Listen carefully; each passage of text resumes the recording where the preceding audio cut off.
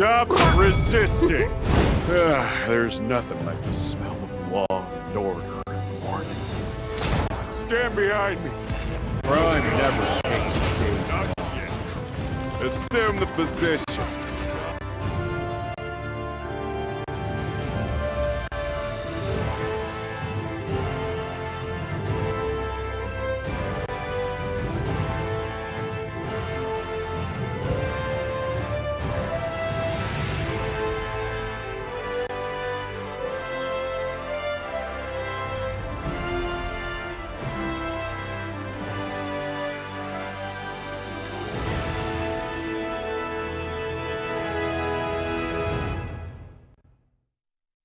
Welcome back to the desk, everybody. I hope you are as hyped about that pack as I am, because Fernando looks oh so fancy in that skin. So make sure you go ahead and grab that for $9.99, available to you alongside some other goodies with it. My name is LaTigress. We changed up our pros here at the desk once more.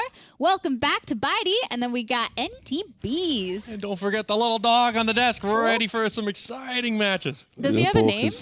He's the cheerborker. That's Just what he does. Cheerborker? Yeah. I like it. I like it. So, NTBs, first time here at the desk. How you doing? First time here, a little nervous. Little nervous? But I think we'll be all right. We'll be all right. It's chill, and desk is a fun place to be. I think Bitey can back me up on that one. Oh, it's a lot of fun to be right up here, ready to tell everybody anything I want to tell them. I'll piggyback off his energy. It's Yeah. fine. He's just a pet away. Yeah?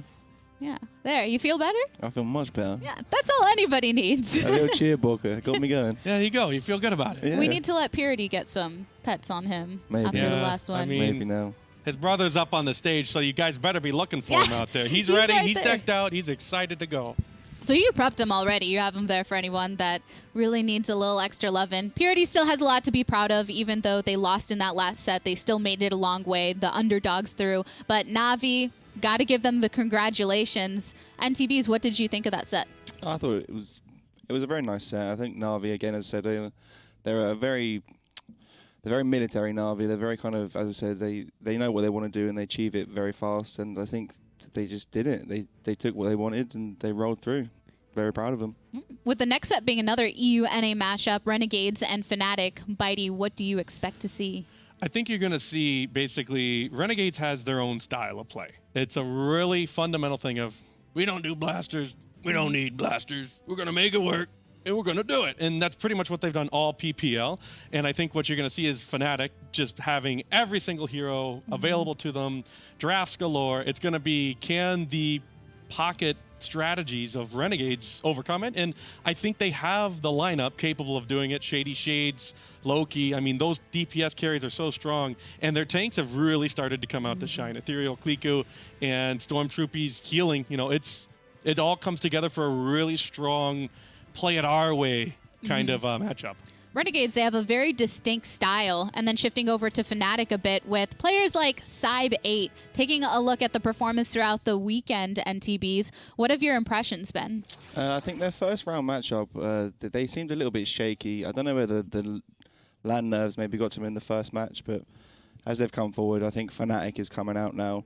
And I think if they can play even to 90% of their potential that they take home online or in scrims, I'd say definitely give it to FNATIC right now. I'd say that Sybe8, I don't know if you guys have heard it, but those first games, Elvin Pass seemed to have shown the ropes on how to talk big and get into people's heads. And now he's almost the loudest guy in, though. Fisheko, Sybe8 together, you know, the young talent coming in, being real bright and shiny and just ready to try to get in the heads of their opponents. I think you're going to hear a lot of screaming back and forth. Working on those vocal cords just as much as the in-game play. But FNATIC making such a big turnaround from earlier on within this LAN until now, because if they didn't make that turnaround, that they would pretty much be done, obviously. But looking at other players on the team as well, bugzy, for instance, NTBs, is another player that's been impactful. Bugzy's incredible. He's an amazing player. His champ roster is huge. I think one of the things that Renegade especially did against us was just to consistently take away the Bomb King. But then when you look at someone like Bugzy, who can just pull out an incredible Drogos, or even Fisheko as well, pull out an incredible Drogos. I think, as Bitey says, the champ picks and the rosters picks that they're going to have are just, they're going to give too much to FNATIC too easily. The pool goes deep. Yeah, in the pool that goes far deep. end. Yeah, Bitey taking a look at with bugzy, he was on the Kinessa, he was on the Grover, such versatility. Yeah. I like to think that Bugsy's kind of like, we both start with a B, Bitey, Bugzy, we both love to flex. Same and number of just, syllables too? Yeah, basically, pretty much. Got the Y at the end. That means you're good. Means you're great. Very popular EU streamer, love him. Always love playing with him. But he just has these hero picks that just go so deep, just straight down to the bottom, and you're just like, well, you can take the Kinessa and the Bomb King and Drogo's the Grover, and we go down to the Grok and the Leon, and just falling all the way down there, and he's just got so much stuff ready for him. So being that he can just scrape all the way down to the bottom of barrel of champions, do you believe, NTBs, that Renegades might have to find a way to work around that, or are they just going to accept that he's versatile, we'll just deal with him on the battlefield? I think probably the worst thing they could do is try and make the draft go, like try and trick FNATIC in their draft, and I think they need to play their own game, they need to pick what they're comfortable on, and they just need to push hard for it, because if they try and outdraft FNATIC, it's just not going to work. With Renegades, Bitey, that is your NA brothers right there. Are you excited to see some more of that aggression? I am ready for them to come out strong. ShadeeyShades is my old teammate. We've played together for probably 2 years. We've known of each other for probably about 5 because we met in another title, and he's really grown up as a player. Since he's been on my team, he's mellowed out. He's become more of his own, and I think he's even started to become better than he's ever been. He has the motivation, the drive, and the dedication to fulfill, what I believed he was always capable of. And it's taken, PPL, that extra push of like, this is your job, this is what you do. And he has become so potent. And, a lot of the NA players, some of them say he's probably the best all-around NA carry. So NTBs, when you were facing off against Renegades yesterday, seeing ShadeeyShades on the Grok as well as the Buck and the Grover, what did you think when having to face against yet another realm of versatility? I mean, they were just strong. They were so kind of forceful, and the aggression they brought out with each and every chapter they played was very impressive. I mean, again, they knew what they wanted and they did do it, and I think that's what they need to bring today if they want to win. With players like ShadeeyShades, you also have players like Lokii that really add to that aggressive way that we just continue to describe them as. That word is used quite frequently. And what do you think, Bitey, of the fact that Lokii has a Shaolin that is pretty strong as well as some other champions? So Lokii, I think Lokii is in that position where he's the new guy on the block. We didn't really hear of him until the PPL started and the PGSs were going on, and he's come to fruition of being a really powerful carry. The synergy between Shades and Lokii is just kind of this dynamic duo. While Lokii doesn't have all the land experience, and sometimes you'll see him just kind of get a little soft under pressure, when he's on fire, he is on fire, and he will hit every single shot, and the plays that he looks for, those little openings that he gets off of those tanks, those are the ones where he gets to shine. And then always having that clutch Shaolin ult, I feel like he would be the staple for NA Shaolin, aggression and gameplay. And NTB's, Buck is one of those champions that's been very characteristic of EU, and some NA teams have struggled a bit with it. Yeah. But Renegades, how have they been managing to handle it? I think when they picked the Buck up yesterday, we were very surprised. They took it very early rotation to take it from us, and they played it fantastically. I think you could not sleep on their Buck right now. I think a big thing, too, is Shades has an amazing Buck, and he's had it for about 2 years. You just never see it, Yeah. because he was a little out of the meta, and then EU shows up like, hey, it looks like a new Buck's coming in, and it's like, oh boy. We tried to flex it out, but it just wasn't the same for our carries. But Shades just instantly like that, he just picks it right up off the block. He felt very natural on it. Yeah. If it's already in your arsenal and then it comes into the meta, yeah. That's pretty much the exact place you want to be. As far as maps goes, FNATIC not liking the Timber Mill. RNG, the Renegades, not liking the Fish Market. Bitey, thoughts on that? I think the Timber Mill is just kind of like a safe ban. Renegades a very strong DPS core team. Shades could play strikes, could be a major threat there. So that's probably why we're just getting rid of it. And it's constantly just a different draft. It's not, you don't play Timber Mill like you play everything else. And when you look at Fish Market there, it's a little bit similar. Weird drafts are very successful there. It's a lot closer to regular meta, but again, clutch picks, Grover, Kinessa can do some stuff, EVs are free, and there's just a lot of different ways you can approach that map and have different kinds of control. What about you, NTBs? Why do you think that they banned these away? I think Timber Mill is a ban where if you're going to be going through so many matches, you don't want to have to contemplate the fact that you're going to play it, because a lot of teams just do not enjoy the Timber Mill. With the Fish Market, I think it's a safe ban against FNATIC because they have Fish Market strats. that are powerful. So if you're not ready to play Fish Market and they are, you could give an easy 4-0 set.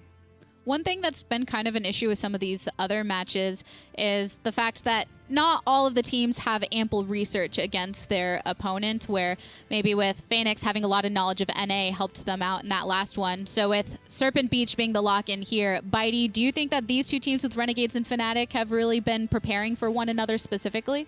I mean, when you come into lands, you don't pick a specific team to really get ready for, because all of that happens during a land. Who's making it, who's winning, what are they winning with, and what maps does it look like they had success on in the PPL. That's about as much research as you can safely bring in. You get the baseline, and then you start preparing for the ones who are on your bracket and who you're going to be facing against. I think that's what makes a big difference here, and I think the Serpent Beach map is going to be a really neutral, who's better kind of lineup, and who's got the safer draft, more importantly.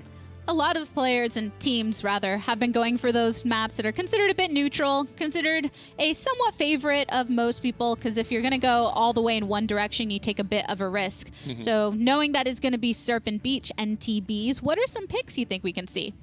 I'm not sure, to be honest with you. I'd like to see a Grover pick out from FNATIC, or maybe some Fisheko Eevee could be nice to see. If they're going to ban out the Bomb King, to get the blast damage from the Fisheko Eevee could be really nice. Would you like to see the Eevee, Bitey? I think we're probably going to feel out maybe an Eevee, but I think the way that the drafts have been going, you're going to get some big rock people, and then you're going to get some, for Renegades, it's going to be kind of getting into their range pick, or they're going to look at probably a Nara right here. I'm calling the shot. Going to be a Nara. And then Give it to then us. it could be, pick one. Pick one. Pick. I'm thinking it's going to be Grover Grok or something different, maybe even Buck. Because they've been trying to just figure out what they're going to run. You can see, there it is, Buck's one. Buck. So we're looking for a Nara. We get the It's Ruckus. going to be the Ruckus. So NTBs, why do you think they went with Ruckus here? I'm not entirely sure, but Ruckus is very good against those the kind of point tanks where you have someone that's going to stand on point consistently, the Terminus, i.e. that's not going to move. They're not going to do much on the map as it is. So when you have that pressure from a Ruckus on the high ground or Serpent Beach that can consistently put damage on the Terminus doesn't really have much to answer for it. That's true. Bitey, do you think we might see a double up rock I on the think side? you might see it. Now, I don't know if FNATIC needs to pick that now. I mean, if they don't, I think you're going to see Renegades immediately grab it because that's a great matchup for him. But what you might be looking at here is, okay, a DPS Grover. That's their range response. Good against Buck. Limits Ruckus's mobility. And then the Genos lift, again, can't jump in, you'll get lifted. And it also kind of holds Ruckus in place for just a little bit. I'm thinking, though, we're going to see a Grok by Renegades. Shade's performance on it, and I think a few other of them can flex it, but I'm not entirely sure. They've really been working on these drafts with the intention of not playing a blaster most of the time and making those work. It helps when you have players that are so good with flexing onto different champions, because then you can lock someone in and kind of work things out a bit later. How important, NTBs, do you think accounting for range is on a map like Serpent Beach? Serpent Beach is huge for range. If the enemy has enough range and you don't have it, and you don't have then the flank potential to take out the range, you're giving away way too much free damage. Especially the push on Serpent Beach is a very long, straight line, so you have a lot of, especially from like Grover, damage just along that straight is really, really important. And then when you push the corner on the top of Serpent Beach on the backside with the pillars and the stairs, if you can get your Grover up there and they don't have the range to answer for it, it can be a very, very easy push. There's the Ainara, Bitey. Yeah, I think that's the perfect response. Whenever you have Terminus, I'd always get nervous if somebody was to double up on them, but being able to grab that Ainara means that they will have the point contest always available to them, especially with Maldamba's superior pocket healing. Very safe, very efficient, and she can always get topped off within, seconds, as long as they poke that out there. Leon and Drogos, though, coming in as the damage dealers over there, NTBs. I'm happy to see the Drogos coming out. I'm excited for this roundup now. I said this earlier, that they could ban out the Bomb King against us. Well, maybe we weren't so confident to pick up the Drogos, despite Doodle being a fantastic Drogos player. But the boys on FNATIC with the Drogos, they're going to be very ferocious with this. And it's consistent poke damage now for the Ainara, even though with the Damba pocket heal. And Droxus being the last one to round it out for the compositions. FNATIC and good old Renegades looking like they're ready to duke it out. So casters, take us into the action.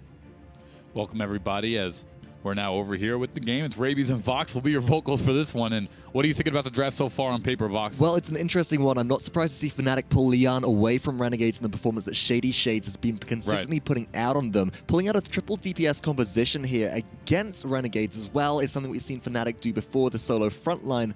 But I'm interested about the Androxus response. I get the air control that it'll provide over Drogos for Renegades, but at the same point in time, I was maybe looking towards more of a Xiaolin pickup here or something. That has been missing right now, and we've seen Lokii play a great deal of that through online play, so I'm wondering how this Androxus is going to supplement that lack of range. Yeah, well, the thing is that they came out with the Drogos, so they're thinking Androxus, direct counter there, maybe be able to engage a little bit here onto Grover as well as have an advantage on Leon, but Leon can really counter him out the same that he can counter out the Drogos there, so it's going to be interesting to see how this one plays out. Now, Renegades, they have come down through the losers bracket side of things, and so have FNATIC, two teams that came in strong but started out slower here at LAN. And we'll see how it plays out. Yeah, I think this is the set where people were expecting sparks to start flying. This is also North America's kind of final hope here at getting a second team in for HRX, the winner of whom of this set will qualify. But look at the initial legendary pickouts here. Cybate swapping over to Alacrity there on Serpent Beach, has a lot of spread Cauterize application and is the only player on their team so far to actually go into Cauterize. So Cybate has the entire team's responsibility of spreading anti-heal across all the Renegades, and that's a bulk up buck. I think I saw Fusillade Drogos yeah. as well, and that's going to be, here we go as we start things off, ShadeeyShades and the Renegades versus bugzy and FNATIC. Serpent Beach, map 1, as we take a look at bugzy and FNATIC, he's up top, just going to start throwing those axes to cover some ground and get some damage.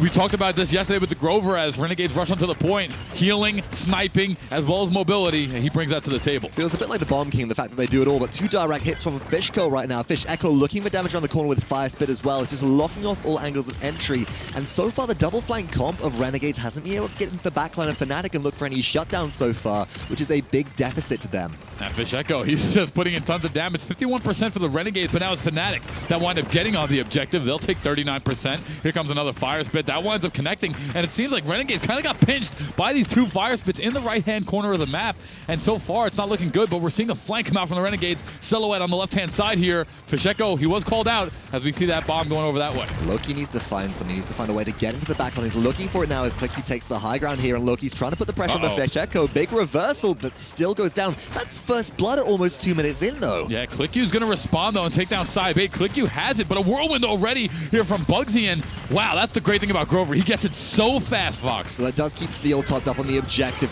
Big Fire Spit lands a kill into Cliku. Here comes Dragon Punch as well. Double kill for Fisheko, and that should be FNATIC with a capture advantage. 81% and rising through time and space comes out just as a monetary back off now. Renegades are forced out of the fight here. Oh, but a direct shot. Fusillade, there's the importance there as Stormtroopey gets obliterated in the back lines. There was some really nice as FNATIC have captured the objective. Positioning play from FNATIC specifically, just forcing Inara out of line of sight of Maldamba, so eventually when Renegades were chipped down low, they couldn't heal up again with that very superior pocket heal, which is Mending Spirits into the Earthen Guard from Inara. Now FNATIC looking to break the base. They haven't got the sustain on the front line that they would otherwise need to really spearhead this push, but with the Void Grip extended, I think that's extended range right now which FNATIC are running, you can see as soon as somebody gets lifted on the front line, they're bombarded with these direct hits from Fusillade rockets, and those do so much damage. Yeah, I mean, it's everything. You take a throwing axe from Grover, a Fusillade rocket there from Fisheko. I mean, even it was a Calamity Blast that came out from Terminus there that wound up finishing off Lokii in the opening points of the fight. 140 remain now, payload around 50% of the way. Reanimate online, won't be used here. Thiel will hold on to it.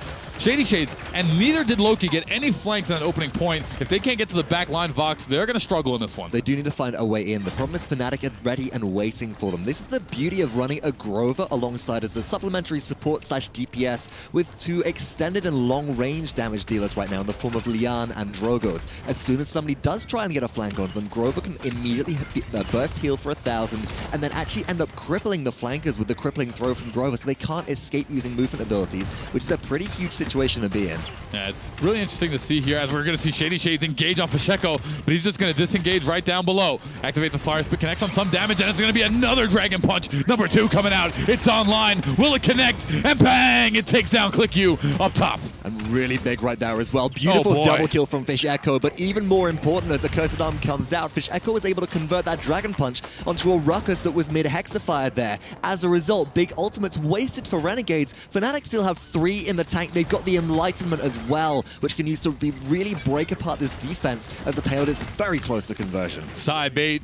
Another one of the hot young talent I've always been speaking of. We forget that he has Leon in his back pocket. It came out in the early weeks of the PPL as a Dread Serpent comes out from the Renegades to rebuttal. They need a defense here, Vox, and surprisingly, there's only 18 seconds left in this round. They can hold it out. Well, Renegades are looking for the opportunity to maybe capitalize on a kill onto the backline DPS here. Loki's looking for somebody, but Cybate picks up a kill onto Cliku with their alacrity, with the grace coming out from Leon there as well. The payload's pushing, nobody's stopping it, everybody's spread up here. ShadeeyShades will find one, though. Bugzy takes down Stormtroopey, and the push is going to be successful as the FNATIC take a 2-0 lead against the Renegades to start things off. And you could just see what was going on there in terms of positioning. You know, Renegades recognized the fact they weren't getting the flanks off. They were repositioning into their opposition backline, looking for damage maybe onto Drogos, maybe onto Leon, but in doing so, they left their frontline isolated, and the DPS picks from FNATIC just hammered the damage home, and Fisheko just doing so much work here on Drogos was really just instrumental with a double kill to kick things off on this point fight at allowing FNATIC to come out ahead.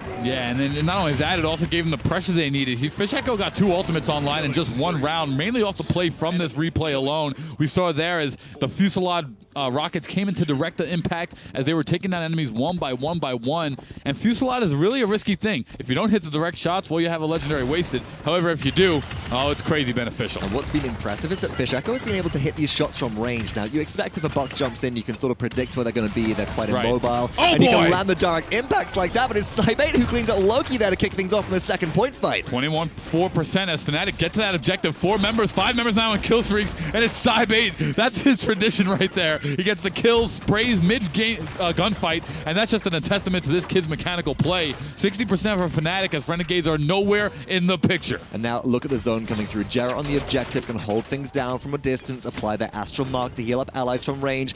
Interestingly enough, the Renegades do send their front line around the outside. Inara tries to get the objective. Nice use of Seismic Crash to cancel out the Void Grip from Genos, and the contest does come into effect. But the Whirlwind is out again for Bugzy, and now it's 99% as basically this overtime meter has begun to stick out. Buckwild does come out here from ShadeeyShades, but Fisheko takes him down. Ruckus very low. Cybate will finish off Cliku. Now it's damage on all fronts as basically FNATIC look to walk away with this one.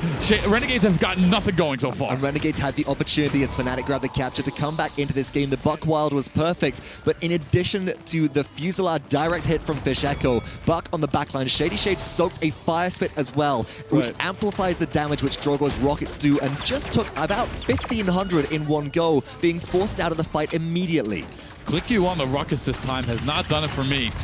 He looks much better on the Fernando overall. Granted, he has the verticality of Ruckus, but right now, Fisheko, Drogos, and Bugzy on the Grover have been dictating the pace for me in this one. And that's a big thing about Ruckus, right? It's like, yes, on maps like Serpent Beach, NTBs earlier on the desk was talking about how Ruckus can take to the elevated areas and just consistently deal damage to the front lines on the objective. But in doing so, Ruckus is relatively immobile and takes a lot of focus fire from these sort of peak DPS champions like Grover, as well as the Lian, like the Drogos, who can pop out of cover for just a second. And as the payload pushes forward, we're seeing consistently FNATIC start to take an edge in this fight and keep on ramping it up. It doesn't seem like the Renegades really got anything they were looking for this time. Normally we see Stormtroopey, one of the best Genos in the whole realm. He goes for it almost every time, winds up getting the Maldumba. Lokii over on the Androxus, now that's a comfort pick, but he hasn't had the same effect, and we see ShadeeyShades trying the Buck, but that hasn't been there this game either. The kill potential from the Buck, which we expect to sort of like chip down these mid-range champions, the damage from FNATIC, and then go in for an execution, hasn't really been coming into play.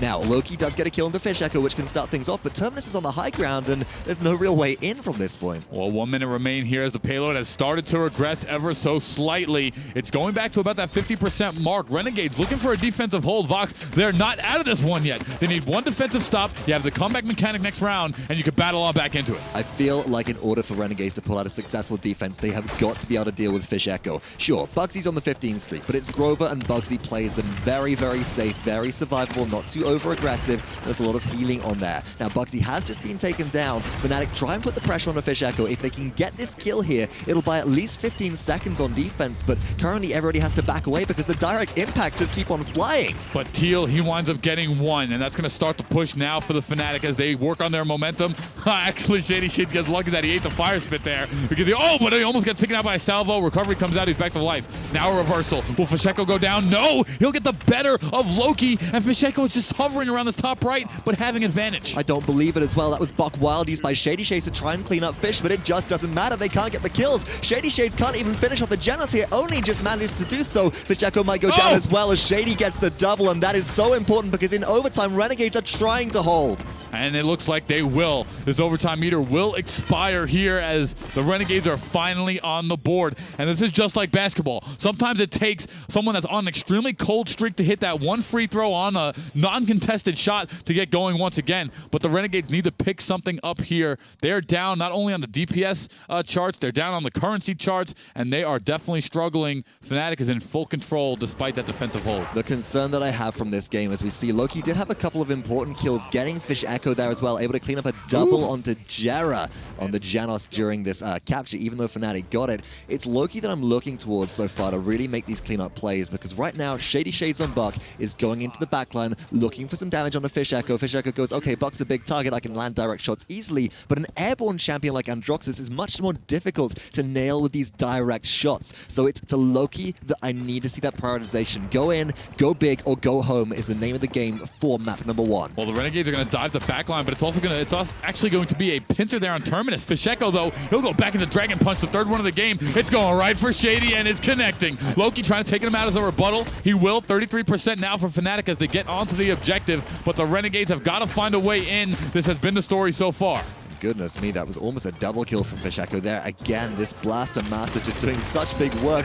Beautiful use, though, of the Whirlwind from Grover to mitigate all the damage coming out from Hexafire there, and FNATIC disengage magnificently. Fisheko takes down Lokii. Ethereall, he'll answer back against Thiel to take him down, so it's a 1-for-1. ShadeeyShades again goes down. He has had no success on the Buck. Renegades, they do have 66%, but right now it is all FNATIC as they're looking to close out this one, 72% and rising on the objective. And every time that somebody dives the backline, Fisheko is there or Bugzy is there. The Grover providing safety for this team and then really just nailing it home as FNATIC do gain victory in game number 1 is the consistent damage from Fuselage Drogos, and there you see him on screen. Fisheko playing that magnificently, bringing a new style of Drogos which we haven't really seen much of so far this tournament into the limelight, and it is working out fantastically. We take a look at the scoreboard here, and Fisheko, 14, 6, and 11. He affects 25 kills on 6 deaths. Gerrah has 0 kills, doesn't matter, 14 assists there, and that's the one column I'm noticing massive difference in. Assists down the board for FNATIC, nothing higher than 8 for the Renegades, and that worries me early. It really does, and there were a few big damage outputs. Buck, ShadeeyShades picking up 67,000 in that last game, but really FNATIC had that game in full control, and Renegades didn't seem to find the answers on the fly that they needed to. And I think there were a couple of answers there they could have looked towards, but really, it's something that Renegades are maybe used to. Fighting into this triple threat of Lian and Grover and also the Drogos at the end, sort of sitting very back, very safe, landing all these direct shots isn't something that Renegades are used to and not something that they were prepared for in any chance at all. Fisheko right there connects on Cliku. That winds up becoming the 2-0 push to start things off. Right after that double kill, the payload comes around the corner and it gets tacked on in. That started the momentum there for FNATIC, and they carried it all the way to a victory. 14, 6, and 11. Once again, 101,000 damage.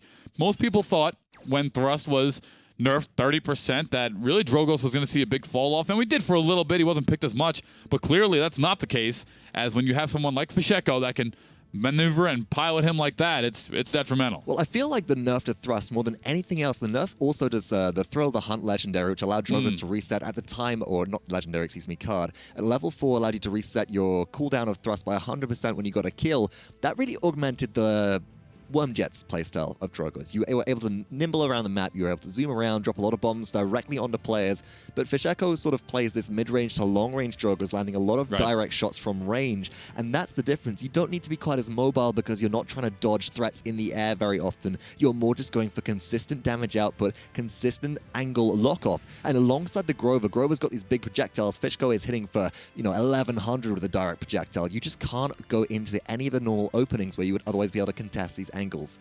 How many dogs does Bitey have here? I thought I see him up there on the desk. He's got his one up there, and he's got another one. He's somehow one has found its way down into the arena and is still there as well. I mean, literally, I think he brought a whole a lot of American pride with them, but it's impressive. Jaguar Falls is going to be map 2. And the thing that worries me and why I like teams that are so good at Serpent Beach is the similarity to really Stone Keep. That map is extremely similar as to where the verticality plays. So if a team is normally good at Serpent Beach, they could probably pick up a win on Stone Keep as well. And those are 2 big maps. However, the Renegades, they need a rebuttal here.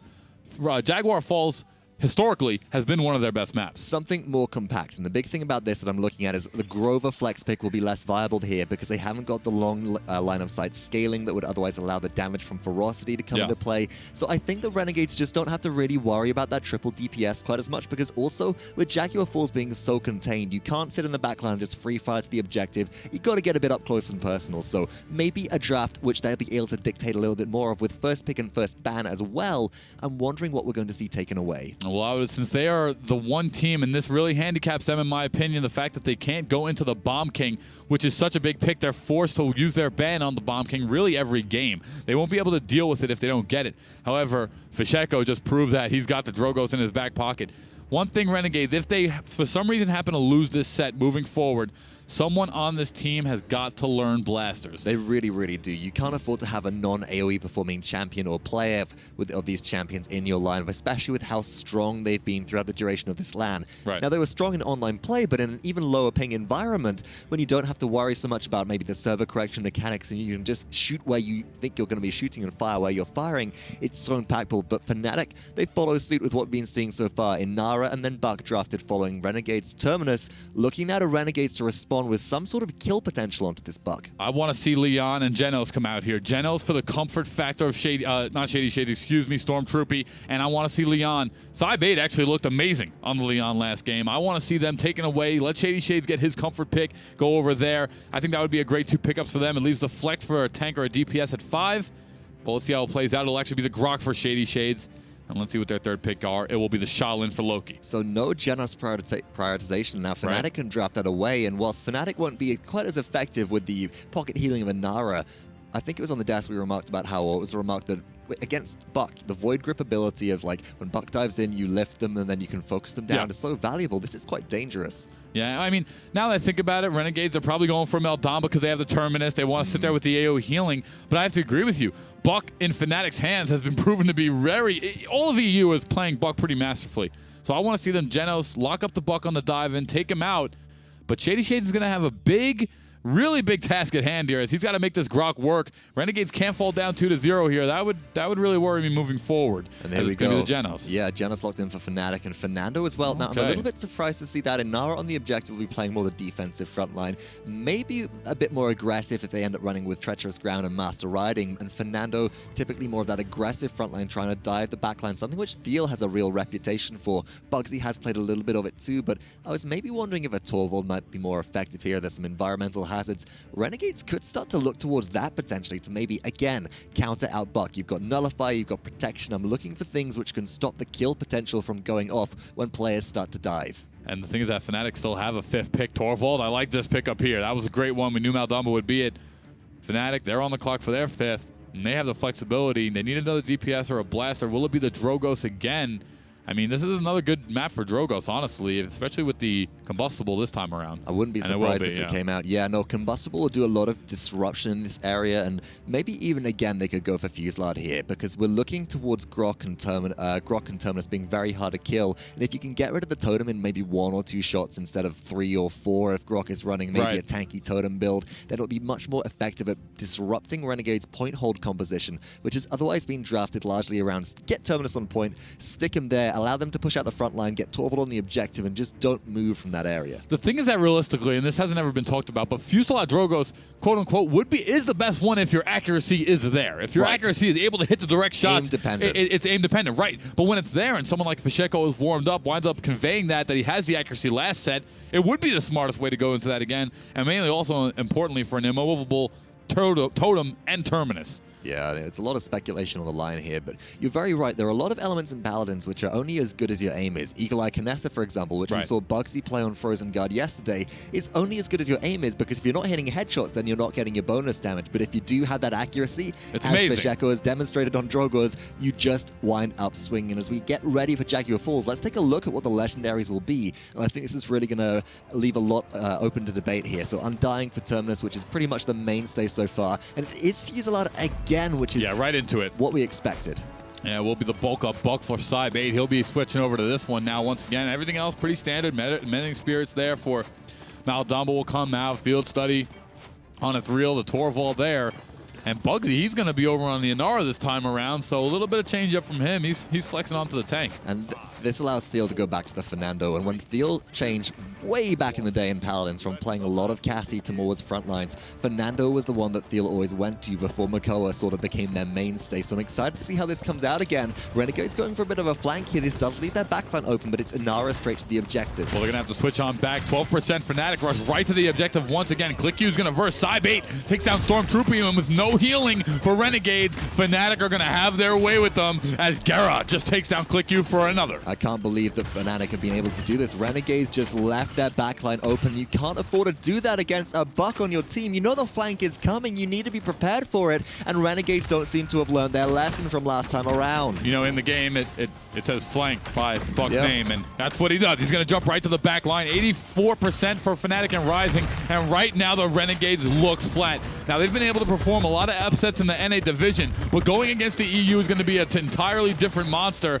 but so far Fnatic has called their bluff every single round. And that's an easy catch of Fnatic. Nice Void Grip again from Gerrah at the end of there, just ensuring that Terminus can't reach the objective, so good cooldown management so far. Great healing coming out from the support as well as the payload starts to roll forwards. And again, I'm looking at this sort of pincer setup by Sybate right now on the left, on the Buck, Fisheko on the Drogos, and with Dragon Punch coming through, that's now going to come to a head. And he's looking to land it on a target here. However, he'll just cancel it out, retain 30%. And we got to get Fernando a shield of every different region. Right now we have Thiel using the USA flag. Fernando's shield block coming out, but Lokii will finally find Fisheko here. 145 remain, but Fnatic have already pushed it 60% of the way. Now this is really good. Lokii being able to take down the Drogos is something which really didn't happen very much in the last game on Serpent Beach. The Androxus couldn't get close enough to really be effective, but being able to affect damage onto this airborne champion from range, the Shaolin pickup has more of an opportunity to go big in this setup. And Fnatic, they're looking for a way into this fight now, trying to break Renegade's base. Grok gets poked out low. One big pick could start the fight off, but Renegades can at least respond with Dread Serpent here. And so far, you know, Ethereall has been the one I think needs to step up here for the Renegades. He hasn't gotten anything going. Really, the front line in general for the Renegades hasn't been able to get anything going. It just seems Fnatic has them, especially with the Drogos, and Fisheko just takes down Lokii with ease due to the salvo. 1 minute remain. This payload's coming around the corner. Fire spit as well, and it might just head straight in. Dread Serpent looking to disrupt things. Renegades trying to hold on, but here comes Dragon Punch. Looking to land. Who will it hit? Oh, bang! Takes down Ethereall, and right now it's all Fnatic. Fnatic trying to get this going through. Terminus is contesting, but again, the problem is Fisheko is here with the Drogos, with the direct impact. They could be taken out here, but no! Boy. Fisheko takes down Lokii. Immortal is Fernando on the objective for Fnatic, trying to stay alive here. The respawns are coming through from Renegades. Hyper Beam is ready. That might need to be popped here as, again, members just keep on dropping. The blue beam is thrown out, but will it be enough? Yeah, need to get Hyper Beam does come out. 20 seconds remain, and Fisheko is having his way with the Renegades. He's not even being targeted. Nobody's finding him. And once again, look at him. He's free firing. Seconds. Cliku will find Sybate. Ethereall finally takes down Thiel. So the defense looks to come out here from Fnatic, but they've got to do something about this Drogos. Moving forward, Fisheko is having a field day. And you know, the only person who started to push out Fisheko there on Fnatic, or from Fnatic, is Fnatic backdoor the payload with the Inara in the backline. bugzy coming out with the hot plays. Forget the Drogos. Renegades let that slip through. Oh, that is just sleeping right there. Look at Sybate's face here. He's just giggling away. Yeah, well, he's 15, so he's just happy to be here. In other ways, though, honestly, though, how do you lose track of bugzy? He was sitting off in the right-hand room there. Everyone got so excited that they stopped the defense from Fnatic. He came around the back door and pushed it. It's an Inara as well. They've got no movement ability. bugzy must have been mounted the entire time and playing into a composition which has Grok and the Shock Pulse bounces, which are so good for dismounting. That's just remarkable to see. So Fnatic Fnatic get that one for free. I wonder if we have a replay for that a little later, because I would love to see what Renegades missed there and how bugzy really held that angle. But moving forwards again, that's not just a blow to Renegades, the 0-2 that they're sitting at now. That's a blow to their confidence as well. Yeah, that is a demoralizing loss. That's one where you just hang your head. I mean, but honestly, if Renegades are a top-tier team, they won't hang their head. Dragon Punch does come out. It's going to land right on Ethereall again. Fisheko is a monster right now. Look at this fire spit. Thiel cleans it up. Great communication there. And now the Renegades are just sitting ducks as Fuselage Drogo's tees off. Look at that damage coming out from Fisheko. And again, this just seems to be Renegades not understanding how they needed to play this one right now, because Renegades, as soon as they heard the Dragon Punch coming through, go, okay, that's going to end up hitting the Torvald or the Terminus. Somebody's going to end up dying here. Let's disengage before we're caught out overextended, because that was Loki's Shaolin caught by its own. Really, everybody else, the capitalization just kept on coming through. Now they're trying to re-engage here. FNATIC are holding them at bay, and the Dread Serpent just wasn't enough to let them through. Yeah, it didn't get anybody. I mean, it did hit Thiel, but Thiel just got feared right into the wall to safety, honestly. FNATIC, and they burned an ultimate, plus FNATIC capture the point. They're looking to take down side 8. Stormtroopey does, and this is what you got to be worried about if you're the Renegades. They're banning out the Bomb King to stop Fisheko, but it's not stopping him a beat, if not making him better, as he's on Drogos. Yeah, you thought chain reaction damage was bad. Look at the amount that Fisheko is able to do on an 8 streak right now on the Drogos. 69%, now 70 for Dragon Punch. The direct hit doesn't land because ShadeeyShades is very nimble, but here's the punch. It just lands straight on through, and Fisheko is predicting where enemies will be. The game sense this player has is remarkable. Yeah, oh, look at that fire spit. Comes down, Saibe takes down Lokii, Fisheko eliminates Ethereall. Now it's 3-0. FNATIC are pushing this one down Renegade's throat, foot on the throat mentality, as once again the Renegades are locked inside of their base. And there's no way for them to get out right now. They need the ultimates to come online. I'm looking towards Maldamba to get the charge up above 70% very, very quickly. Cliku's going to try and hold the front line here, and again, there's that Hyper Beam emergency break if necessary, but Dragon Punch comes straight on through. This is going to immediately prompt the reanimate from Terminus, and now that big cooldown is no longer available because there is already 1 minute and 23 left on the clock. This push can go on for a long, long time. ShadeeyShades will finally find Thiel. He has had no success on the Grok. I don't even think we've seen his name in the kill feed yet, as we're seeing Saibe once again. It's got to be demoralizing when you have someone like Saibe who's killing you, spraying in between, jumping around. He's not even worried about your damage coming out from the Renegades. Look at sprays again. He just does not care right now. The FNATIC are playing with confidence, and it's really playing to their play style as they look fanatical. I gotta say, I really enjoy as well the fact that it is the boost spray, because FNATIC have just come out and surprised Renegades this set so far. It's adding insult to injury, but the mental games are supreme here. Holds the trigger as Fisheko on the fire spit. Doesn't land the damage there, but does land the direct impact straight onto this Terminus on the front line, who should go down to the fire spit. So very low. Will the Hyper Beam be enough to save this? Yeah, it's going to come out, but no, it's actually not going to hit anybody. Dread Serpent as well, and now the Renegades are going to burn everything. Immortal does come out here from Thiel, but Thiel's going to keep his boys alive, and now FNATIC are out of there. Stormtroopey does get Thiel, but that's not really going to do too much, as he'll be back in 2 seconds. Big extension. Almost Dragon Punch ready again for FNATIC right now. They're grouping, they're waiting for an opportunity to strike on in. bugzy may be looking for another backdoor. ShadeeyShades is very low. A Seismic Crash could actually execute them, but no, it's Fisheko following up with the Drogos again, and now Dragon Punch is here. And it's coming out, and it's going to go through. He'll retain 30%. Oh, he went to go get the Terminus, but it just disconnected. Doesn't matter.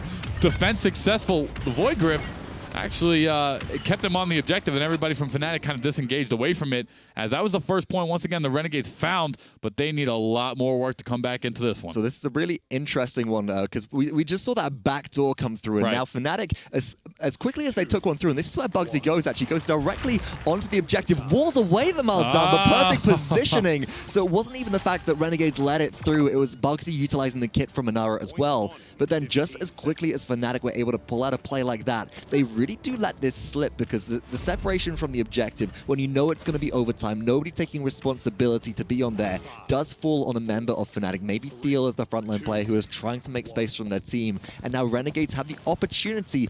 They've got comeback mechanic in hand. They're 2 points down. They capture 4% per tick instead of 3% on the objective. Maybe they can pull something through here. Well, I want to follow along with Lokii on the Shaolin, because he's been really the one that has not gotten anything going right now for the Renegades. As he comes around the backhand side here, this has been their surprise start. star on the season. Can he get anything going, though? He needs to find a pick early. There has been nothing going for Lokii as of yet. 30% for FNATIC already, and here comes a seismic crash. Lokii withdraws to the back corner. He might find someone here, and there's going to be a big kill. He needs it. Gerrah's going to fall. And that's huge right now, but runs straight into Cybate. The response time for FNATIC is so fast right here. And FNATIC, now they're on the objective. Oh boy. They don't really worry about their support being dead because Cybate can heal up all the poke that you throw at them thanks to this bulk up legendary with recovery. And as long as Fisheko stays out of danger, they don't need to worry about a heal either. Dragon Punch will KO Terminus, and this is a very easy look for FNATIC to take another capture, but Reanimate is here. Oh man, the way these things are going down, this might honestly could be a 4-0 for Fisheko. There is a one ban process, but too many things are online. Overtime about to come out now. Fisheko might help them. FNATIC walk away with it. Cybate, though, is going to dive the back line and find a double kill. No members from Renegades are around except Stormtroopey. He's going to get obliterated, and it will be Cliku who rushes into the objective, but he's by himself, and unfortunately, Terminus can't do anything there. FNATIC have just taken a 2-0 lead over the Renegades. Well, you say that overtime is ticking, but again, it's just futile at this point because the dismount onto Torvald comes through and FNATIC gain the victory.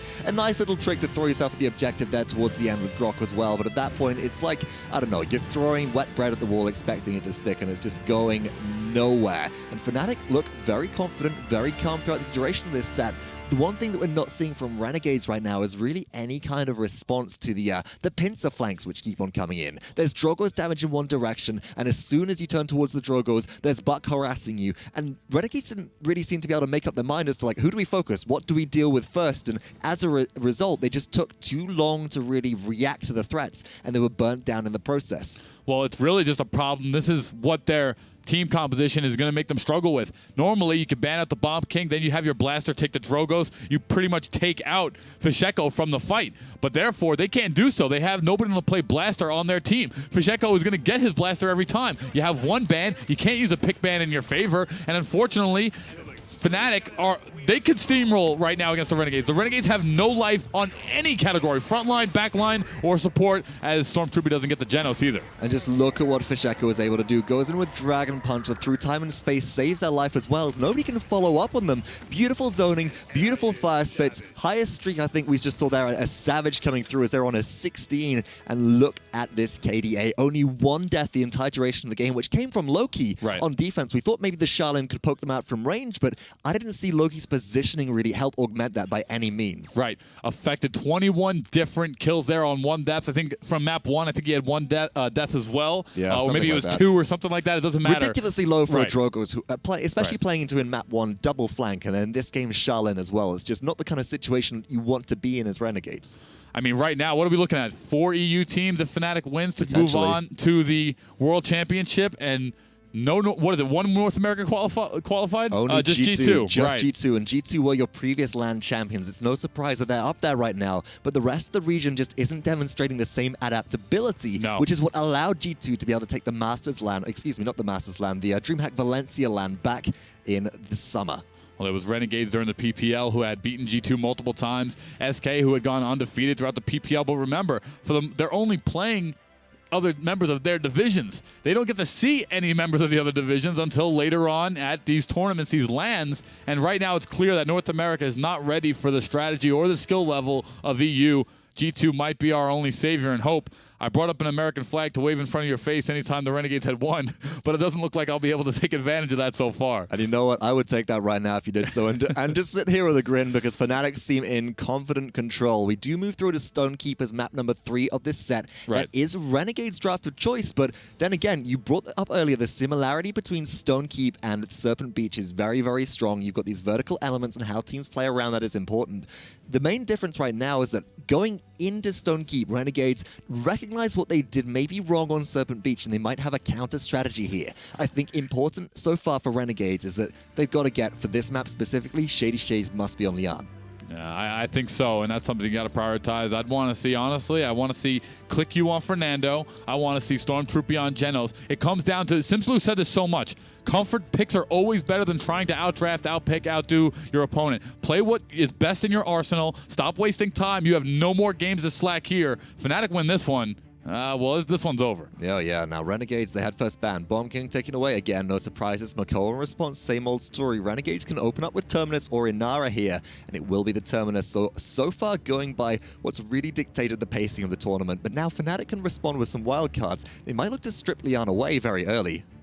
And Buck comes out as well from Fnatic, and I mean, they keep having to ban out the Bomb King, which obviously you don't want to deal with Fisheko's Bomb King. The problem is that he's been playing just as good on the Drogos, so you can't ban him out there. You have no one to play or ban him as well on your team. There's no blasters that come out. Here we go. Stormtroopey at least going to prioritize the Genos. He'll pick that up. Fernando maybe, and it will be. Yeah, Cliku. He wants to get back to his comfort style as we predicted this. Leon still available for ShadeeyShades, and I got to be real here. If Renegades are just outclassed by Fnatic, at least they go down swinging with what they're comfortable with. Right, and this might at least provide them with maybe a morale boost in this situation where they recognize they know how to play around these picks. And I actually very much like the Fernando in this situation as well. Thiel. Oh, he's sitting pretty comfortable. He's doing the sort of like the Spidey pose right there, I guess, almost. Right. Still covering his mouth. Doesn't want to let any of the strategies slip through. And Fnatic might have a few more of those hidden up their sleeves. They've got a couple more picks to go through. Now, they've taken Inara and Buck so far. Fnatic looking to respond. Again, if you're going to draft the Lian, it would be here at all. Maldamba for security. Maybe a Rux might be useful here, but it's actually the Shaolin which we're seeing. Yeah, they don't want Renegades to wind up getting Leon and Shaolin. That's going to be literally a total comfort composition for Renegades. So Fnatic will at least steal the Shaolin away. Now they have that Impale and this CC control as well as the Heat Haze, also with side-based backline dive. And that's going to be a big one now for Fnatic. They have one more tank to choose from as that 5th pick. Renegades on the clock now, and this is the debate. Is it going to be Grok or Leon for ShadeeyShades, or and then what'll be the next DPS as well here for Lokii, maybe Androxus? I was going to say, it feels like for me right now, it has to be Leon and it has to be Androxus. These are two picks which Renegades have performed with, and they haven't been stepping it up on other champions so far. There's the Androxus finishing things off. Maybe the Grok could come out again, but Leon puts it perfectly in Renegade's comfort zone. If they had any chance throughout the duration of this set of pulling out a victory versus Fnatic, it would be here, but Fnatic are ready and waiting for them. We've seen them run single frontline before, and if you want to put the pressure onto a very strong backline Leon, then maybe we might see even an Eevee pick come out, because so far, I'm looking at the champions here, and I'm not seeing the blaster which Fisheko is so used to. Right, and yeah, well, that's a really good point here, as it could be a flex somewhere along the team. As we'll see just shortly, 14 seconds remain. Fnatic leading this one 2-0 on the map count. We'll see how it plays out. Just waiting on this 5th pick now, and it will be the Drogos here, right? Triple DPS here, 1 tank, 1 support. And honestly, I think Renegades got the better of this draft. I think if they have any chance of winning this one, granted the DPS will be astronomical from Fnatic, but if they have any chance to win this one, it's going to be Fernando Terminus jumping Inara on the objective and going from there. Maybe so, because Inara should be easy to take down. The other option, again, I think the Renegades could possibly pursue is making sure that maybe Buck can't get to the backline. The Drogos is pressured out as well, because if you send Fernando and Androxus up as a sort of duo that are going to tag team towards this Drogos, then Fernando can engage big with a fireball, and Androxus can follow up. There's kill potential here that we haven't seen before, but you've got to remember that Shaolin can play a very good defensive carry, and Buck as well with Heroic Leap can relocate to the backline, appeal for Drogos if necessary on a dime right now. So Renegades have a very difficult win condition here. Fnatic, though, they are at least fragile, and this allows Renegades to play around that. Well, Fnatic, one of the great organizations here in esports, got to have a proud feeling here as this EU team is being represented so well right now in the semifinals of the qualifier tournament now. And here's the thing, you know, Side 8 goes Buck, the bulk up Buck, which had really been brought in this patch by Virtus Pro, has just proved to be so strong. And mainly because you have a character that could dive and do DPS that doesn't require healing. You don't have to displace yourself to heal him. He can heal himself full life bar every 8 seconds. I think we heard one of our professional players remark earlier this, the fact that they're able to heal up all the incoming poke. Now, interesting legendaries here. Stormtroopey, again, is actually going with, it was Luminary for Genos right now. ShadeeyShades with Eminence as well on Leon. So they're looking for long-range damage and damage amp as a composition, which might be beneficial. Fnatic, though, are already stacking in favor of maybe getting bugzy's Heat Haze online early so they can escape away from this. Androxus going for the morale boost pickup to start off with, and definitely going for the high ground control. But again, Bugzy needs to be careful here of being flanked by Fernando, who does go straight towards the back line. Yeah, well, this has been the the legendary choice of the Renegades, the entire PPL, but bugzy is going to find ShadeeyShades early. Impale comes out, winds up hitting Stormtroopey across the marks, and right now, FNATIC once again have come out 50% already as Leon and ShadeeyShades are going to trickle back in. I mean, what's the point of going Terminus if you don't get on the objective? And it was just really good positioning as well from specifically FNATIC and bugzy during that point flank. We remarked even during the draft and saying Cliku has to go in and flank alongside Androxus, looking to put the pressure onto maybe the Shaolin, maybe the Drogas in the back line. But bugzy hovers in such a place that when they're able to withdraw, because they drop off a high surface onto low ground, they move so much further that the disengage is there, and this leaves the rest of Renegades vulnerable. Easy capture for FNATIC, 1-0 already. I mean, this is just, right now, FNATIC look immovable. They look unstoppable. They're coming in with a chip on their shoulder from the loss of last game, and I'm sure this organization, which is one of the biggest, most winning European organizations in esports, has got to be proud watching this performance. Oh, undoubtedly right now, because so far FNATIC have shown no signs of resistance from Renegades. Renegades can't even put up a fight here. Cliku's going to suicide off the edge of the map, I think, or at least, no, take to the low ground there, but Fisheko chases them down. Might have been better just to respawn faster. The payload's over halfway through. It's about to break the base. I'm looking to Renegades to try and get something going here, but again, FNATIC are almost charged on all of their ultimates, and Renegades are lagging so far behind. There's nothing going for the Renegades. I mean, what is going on here? The Renegades, every single time they've been mopped on the opening objective, are running right back into the point. But hold that thought. Here comes Dragon Punch, as it's looking to take down one, but Cliku will finally find Fisheko, and nobody on the Renegades is having the success that they've had throughout this tournament so far. The wind has truly been taken out of their sails really every single round. So we do have the boon now, but at least the Dragon Punch has been burned for FNATIC. That's a big thing for Renegades, and in doing so, two ultimates through time and space and also Enlightenment have been charged. Now they can use these to counter-engage in specific situations. Both big multi-hitting damage abilities. You can see bugzy's waiting here, looking for damage towards ShadeeyShades. Again, going back to Renegades, their win condition, Enlightenment comes out. If ShadeeyShades doesn't get a kill here, it's going to be huge for FNATIC, and that's exactly what doesn't happen. Yeah, Dread Serpent as well. Thiel, Fisheko, and Cybait each get kills. This payload's going in. Really, there's only one person that can stop it. Ethereall forced to reanimate, and he won't even be able to due to the fact that that payload was so close. And wow, once again, FNATIC with a 2-0 start. The Renegades have got to find an answer. And, you know, Vox, if you could find anything, what's going to be the success story or the option? The option for me right now is that ShadeeyShades just performs with insane mechanical skill. Now, there was this big fireball, the combination going also from Lian out onto Drogo's mid-Dragon Punch, which allowed them to get the ult shut up. We need more plays like that, in all honesty. ShadeeyShades has got to perform. ShadeeyShades has got to hit these presences from range, which allow their legendary to deal bonus damage of up to 1200 right now. If that doesn't happen, if ShadeeyShades is unable to outbox bugzy from range, keep Fisheko out of the air, then they're going to be sent into the ground. They're going to be as rocky here as Terminus and Inara, and FNATIC are looking comfortable.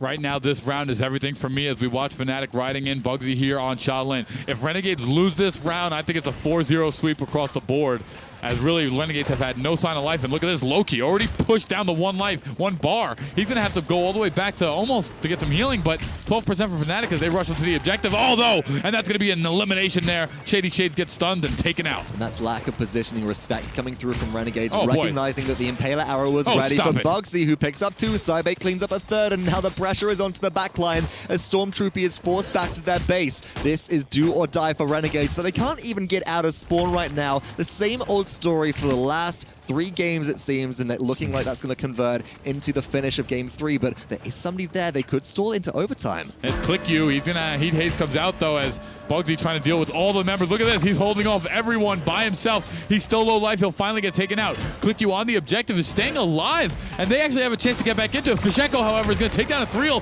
Lokii gets a kill as well. Here we go. Renegades finding a little bit of life, but they've got a lot of work to do. The reanimation was big there. Lokii gets a double kill, and maybe it's not all about ShadeeyShades. It's the member of Renegades that's been flagging behind so far has started to find their stride, pushing out the comeback mechanic in full effect. Look how fast Renegades are capturing here, and as long as they can keep somebody at bay, they may be able to get this through, and they do. Renegades capture. Yeah, well, this is a good one. The only problem is that now they have to score it, because just like in Paladins, FNATIC, they've been playing so well that a defense is imminent here, and if it comes out, well, they still go up 3-1 and put the pressure on the Renegades despite Renegades capturing the objective. Now as Thiel, we're taking a look at him, being a defense is set up, and now the Renegades are actually getting some kills, but they've got to keep playing aggressive. They've got to start snowballing these forwards as well. And I think one big thing that happened actually earlier in that last conversion is that bugzy tried to go very aggressive with Heat Haze, but was revealed thanks to the loadout from Genas, which allowed them to get the chase down. If maybe Stormtroopey can prioritize just spraying their weapon across the battlefield, the Star Splitter revealing bugzy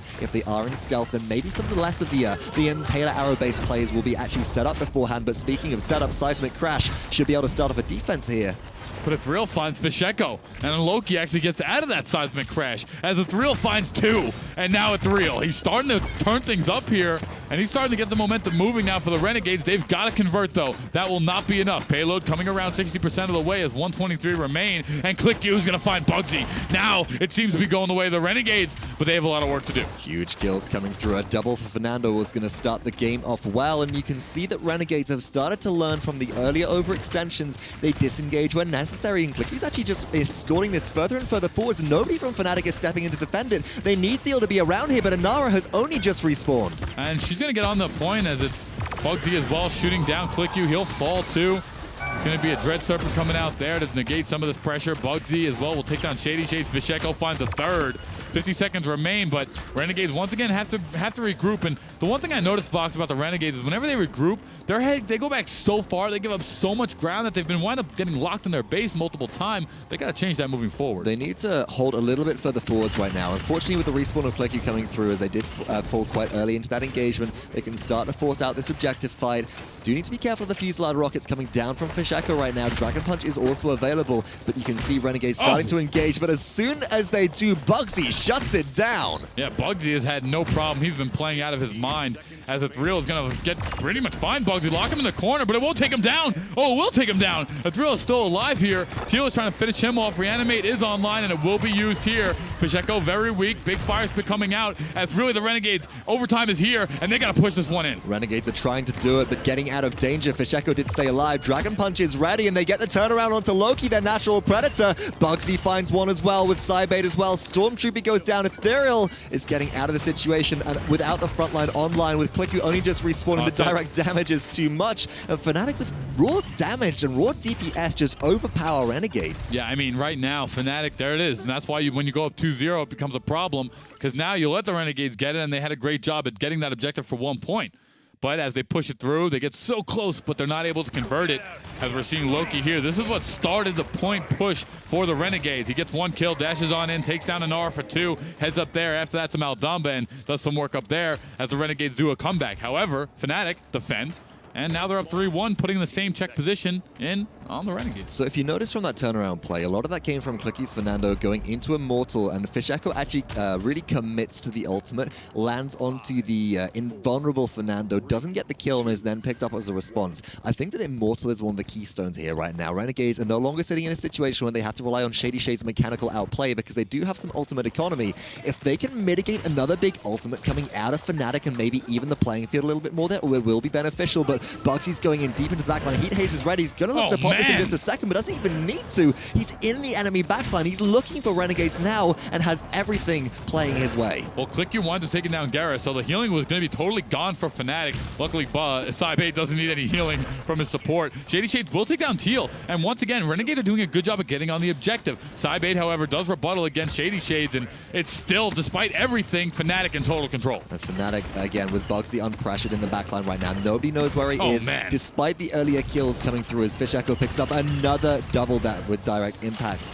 They've just always had somebody waiting, maybe looking to block the respawns, maybe looking to block some of the incoming damage, and oh my goodness, ShadeeyShades, that's a tilt enlightenment right there. Tries to find the damage on a Fisheko, but just doesn't. Ethereal's going to dive on into the point there with Shadowfall. Here comes a Dragon Punch once again as Fisheko on a 9 streak. Oh, but he's going to take down Lokii in the accursed arm, and will burn that. It's 99%. Overtime is here, and it looks like it's going the way of FNATIC, as there is nobody from the Renegades to contest, and there it is, 3-0 for FNATIC. Fisheko is playing out of his mind. And again, just no pressure onto the backline again. We saw the Androxus come out, a couple of useful kills in there, but the way in which the backline is being protected, not through survivability, not through Peel, which we might have seen from like the Makoa pick or something like that if that hasn't been banned out every game. The way that FNATIC are peeling with raw damage and kill potential alone is magnificent at dissuading everything that Renegades are throwing at them. Look at the slash lines right here. You can see why that is so important, because it's not just actually Fisheko right at the top now. The consistency from bugzy and Cybate also up there with them is really coming into play. Yeah, and so far, I mean, Jesus, there is just no sign of life right now for the Renegades. They're getting absolutely destroyed and on every it's harrowing front for them right then, because they got every single comfort pick that they might have been able to want, and it still wasn't enough. So moving forwards, you have your map pick, you have your choice of first or second, but in this situation, what do they try? They've tried comfort picks, they've tried stripping picks away, they've tried the Grok, they've tried the Buck, and nothing is working out for them. They are simply outclassed in this situation. They have to have something left in the tank. It doesn't matter what it is. Maybe it's like we saw G2 pulling out the Sky, and then everybody thinks, hold on a second, G2, what are they doing here? But Debilitate Sky actually works really well against Terminus, for example. Right. Maybe they're going, okay, you know what? We'll put somebody on a blaster. We'll try a pip. Something which FNATIC might not be expecting. There needs to be something left in the tank. At this point, I feel like you could get a dartboard, put all the champions and paladins on it, throw a dart at them and go, we'll do this because it's different. Right, yeah. I mean, the problem is that they did get everything they want. Stonekeep was their map pick. They got that as well, and nothing has gone their way. And the thing is that it's not even like Renegades have been close. They haven't even been able to encompass two round points yet on any one of the three maps. We've seen, like, what, one successful defense on Jaguar Falls, now one successful capture. That's 2 points total on the scoreboard in 3 games. 12 points for FNATIC. It's abysmal compared to what FNATIC have been able to do, and Renegades look so strong versus SK, and when they're able to put up a really big fight in certain situations on the map picks of their choice. Sure, the games went late, but that was really just dictating their prowess. But going back to some of the replays we're seeing, game 2 of Jag Falls here, Fisheko gets 1, and again, the disengage doesn't come through from Renegades. They hold aggressive positioning, allowing FNATIC just to push into their backline. Dragon Punch to Terminus. There's the through time and space to protect as well, and Fisheko is just able to continue their streak with no sign of pressure. Yeah, and it's also, all these kills, all these Dragon Punch, the amount that he's gotten Dragon Punch up has really led to the success story of FNATIC. I mean, you bomb out his Bomb King, he doesn't care. He's going to go right over to Drogo's. He just keeps throwing out these Dragon Punch time and time again, resetting the Fire Spit time and time again, and most importantly, landing direct rocket shots, as we see right here as he eliminates Lokii with 2 big ones and a Fire Spit. Look at that. As the accuracy, the anticipation, and really the estimation of where the enemy is going to be has been in total perfection here for Fisheko. 15-4-7 on that game. It's just a really difficult situation right now for Renegades to be into. There's nothing that they appear to be able to do against Fisheko's Drogos. He keeps on landing Dragon Punches. This has always been the sort of like, okay, I'm going to trade my DPS for a tanky frontliner. We're going to kind of equalize that, but because we have more sustain on the team that used the Dragon Punch, maybe we're able to push through. No, Fisheko's staying alive. That shouldn't be happening in competitive play, but FNATIC have found a way to do it. FNATIC have found a way to consistently stay on top. The problem is that the pressure has been so great for FNATIC. Really, the Renegades don't know where to go. They're trying to find Fisheko, but bugzy on Shaolin is just impaling him into a wall right at the planted, taking him out. He's getting direct shots. We actually saw Shaolin flank Androxus and Lokii multiple times there on Stonekeep. Hit him right in the back, headshot, winds up taking him down easily. Right now, FNATIC in a 3-0 control, and there is no smiles on the side of the Renegades as they look more perplexed than anything. They don't know where to go. We're in a best of 7. One more game will qualify FNATIC for Worlds here and the Paladins World Championship at Hi-Rez Expo 2018. One more opportunity for Renegades to start pulling it back. And Renegades right now, they're very, very down, but they're not out. They need to definitely start thinking about, okay, we're in a situation where we're going to take it one game at a time. We're going to forget about what the deficit has been put to us. We're not going to think about the uphill battle. We're just going to go, we have one more map ahead of us. We need to win this. Then move on to the next map if they do, and look towards the future and keep things in control, keep things stable. But FNATIC right now, they're riding on a high, and they've got so much of a safety net to make bad decisions and get away with it. Yeah, I don't really see too many smiles on the side of bugzy, but they're coming out this time as FNATIC in total control, and they know that they're one game away from securing a spot here at HRX. And more importantly than competing for a championship in your favorite game, you get to come over to America and hang out here and Yeah. Have a great weekend in Atlanta. It's been beautiful in the esports arena here. We've had all the teams. I think this is one of the very few esports that we see with international play where you end up having your competition, then all the teams from Europe and North America, direct competitors, sit in there and just look and break down the games together, watch the games on screen. There's been such a wonderful atmosphere here. And as we head through and we get ready for our next map number 4 on Splitstone Quarry, this is do or die for the Detroit Renegades, and they do start off with first pick, first ban, Bomb King. And, maybe the Bomb King's not the answer here, but at the same time, we know the control that Bomb King brings to any game with Grumpy Bomb as well as King Bomb coming out. We know what that offers. So it'll be. And FNATIC, they've noticed something against the Renegades. They felt that Makoa has been a strength pick for the Renegades, and they've taken him away all 4 games. And so far, it's worked honestly perfectly. It really has. Renegades now, if they're playing by the book and doing what they've done for the last 3 games, do first pick Terminus here, but Terminus, not the answer so far. I'd like to see diversity, but I don't really know what you push towards, and Renegades are sticking with what they know is at least a survivable pick here. And it's that, and also Ethereall did get 5, 6, 7 kills last round on Terminus, so he's starting to get something a little moving, but they feel like that's the building point of the roster on the first pick. Now over to FNATIC, as they'll go second and third, and Nara and Buck gonna come out. FNATIC just keeping it simple. What they know, if it's not broke, don't fix it. So Renegades looking to them. FNATIC probably going to play a Grover on this map specifically, maybe by bugzy or a Shaolin. I'd like to see Renegades start to get maybe that Shaolin online, strip that away. Go for the comfort picks here. Lokii needs something with distance on this map that they don't really have to rely on closing the gap for, that can also have some counterplay potential to Buck. So maybe Shaolin, Genos, Void Grip combo into Planted easily shuts down Buck regardless of how much healing you have because the damage output is so high. Could be a good look here, but Renegades, again, they're fighting an uphill battle. Yeah, you're 100% right. Oh, wow. Grover actually is the second pick that comes out here for the Renegades. So there you go. You want them to switch something up? All right. They're going to go with something that they feel is working. Ruckus, however, is going to come out as well. And, Cliku, despite his success throughout the event, hasn't had any today. He's now switched between Ruckus and Fernando 2 times, and neither one has had anything, but I guess he feels the Ruckus, which has always been a strong pick on Splitstone Quarry, is the better way to go. Well, the issue that we saw with the Ruckus in Game 1 and Stonekeeper is that in order to bombard the objective, Ruckus stands still, and there's nothing that you want to do any less than stand still versus a Drogoz, which is now picked up alongside Genos. So FNATIC remove the element of easy counterplay versus Buck and put that on their team for what seems like that's got to be the 3rd time now so far this set. Yeah. And it is. And Drogoz coming out, Fisheko, they'll take Genos also. I mean, so far, they don't care. There's nothing forcing Renegades, and this has been the problem with the Renegades lineup forever.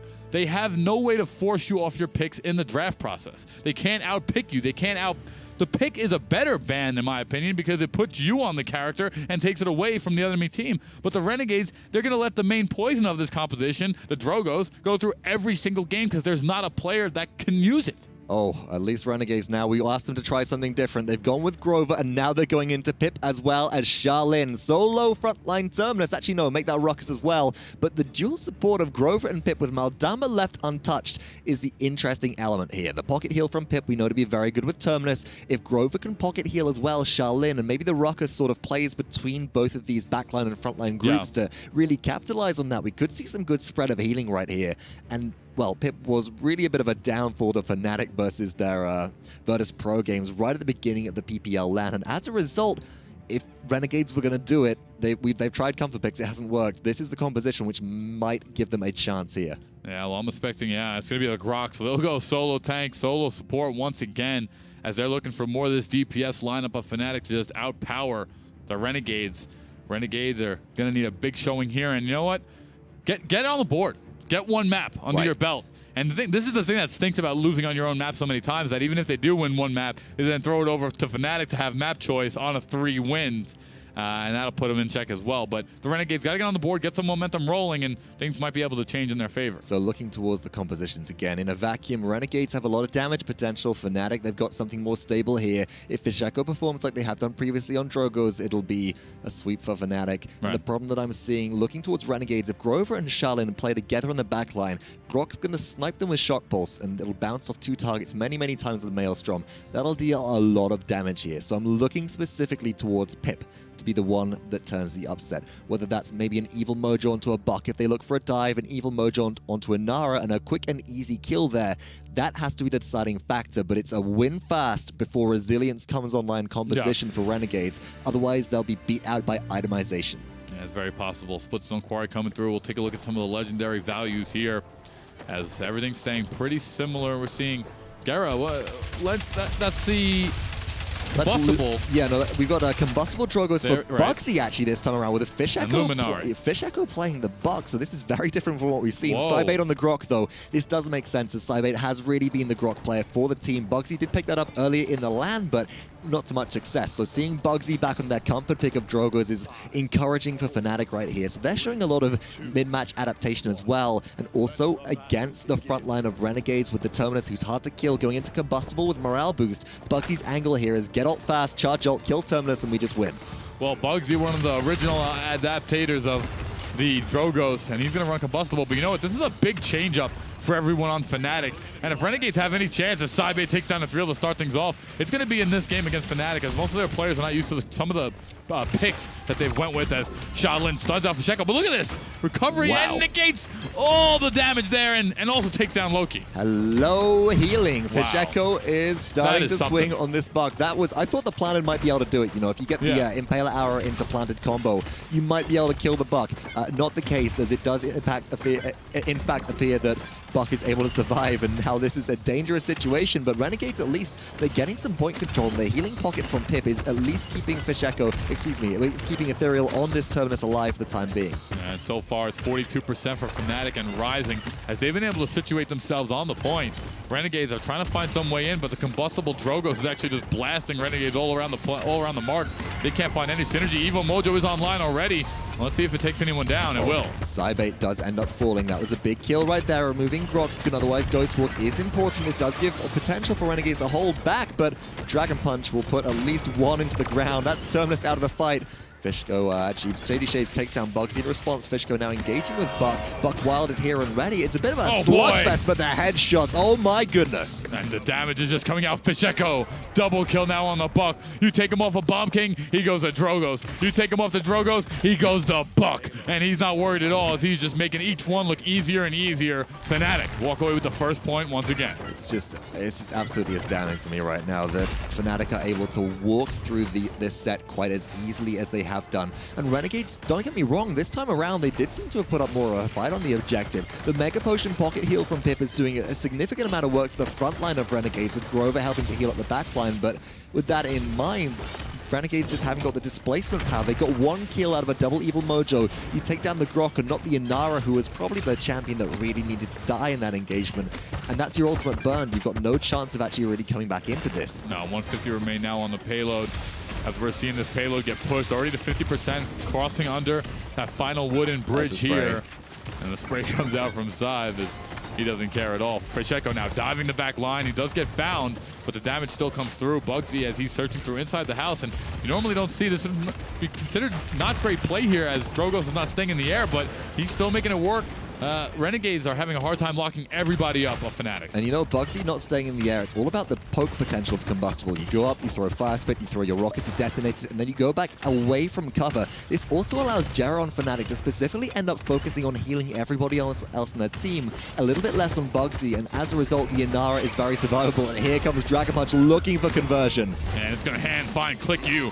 And now it's another one. Whirlwind comes out, though, from Renegades. They're trying to stop the force of FNATIC right now, but nothing is working. Heat Haze was popped as well, as Lokii is trying to find Fisheko, but the recovery health is too much, and that's going to be it as Fisheko finds another. Oh my goodness, and as well, Renegades waste Evil Mojo on defense in that situation. Down goes the Pip. Terminus reanimates. Ethereall is the only one who can stay alive on this point right now and maybe contest for a while, but they're pinned from all sides. The Void Grim holds Cliku at bay. There's no way of stopping this. FNATIC get the conversion and lead 2-0 in Game 4. Yeah, they're not worried. They're not sweating.